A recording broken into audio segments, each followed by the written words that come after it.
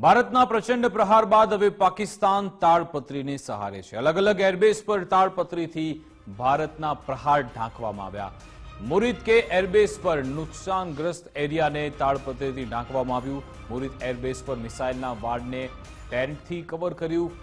બોલારી એરબેઝના હેંગરને પણ તાડપત્રીથી કવર કરાયું। ઝેકોબાબાદ એરબેઝના હેંગર પર પણ તાડપત્રી લગાવાઈ। નવી વાયરલ ઇમેજમાં સામે આવ્યું પાકિસ્તાનનું આ દયામણું ચિત્ર। પાકિસ્તાનના 8 એરબેઝને ભયંકર નુકસાન પહોંચ્યું। નુકસાન બાદ પાકિસ્તાન હજુ સુધી પોતાના એરબેઝ રિપેર કરી શક્યું નથી।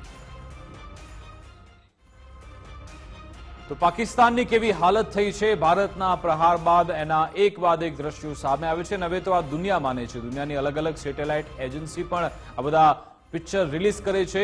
ભારતે જે પ્રચંડ પ્રહાર કર્યો હતો, પહેલા તો આપણે ઓપરેશન સિંદૂર કર્યું, એમના 9 આતંકી સાઇટ છે ત્યાં પ્રહાર કર્યો હતો, એની સામે પાકિસ્તાને ગુસ્તાખી કરી હતી અને જેના પર ભારતે જે જવાબ આપ્યો તેના કારણે તેના 8 અલગ અલગ એરબેઝ છે એ તૂટેલી હાલતમાં છે અને આજની તારીખમાં તેનું સમારકામ થઈ શક્યું નથી। કરોડોનું નુકસાન ભારતે પાકિસ્તાનને પહોંચાડ્યું છે। આજ અંગે વાતચીત કરીશું ન્યૂઝરૂમથી અમારી સાથે ઉમંગ જોડાઈ ગયા છે। જી ઉમંગ।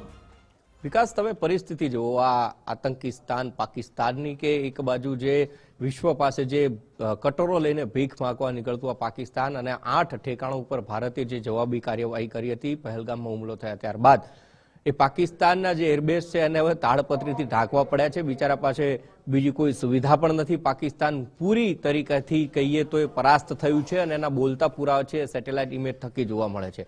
પહેલા જે પુરાવા આવ્યા હતા એરબેઝ ઉપર, જે રીતે આપણી જે મિસાઇલો ત્રાટકી હતી અને એના એરબેઝ જે તબાહ કરી દીધા હતા, તે પણ આપણે સેટેલાઇટ ઇમેજથી જોયા હતા। પરંતુ અત્યારે જે દ્રશ્યો સામે આવ્યા છે, જે સેટેલાઇટ ઇમેજ સામે આવી છે, એમાં સમારકામ તો બિચારું કરી રહ્યું છે મળતું, પરંતુ હવે એને ઢાંકવા માટે માત્ર તાડપત્રી મળી છે અને જે બણગા ફૂંકી રહ્યું છે પાકિસ્તાન, પોતાની જનતાને નથી સાચવી શકતું, પાણી માટે તરસી રહ્યું છે।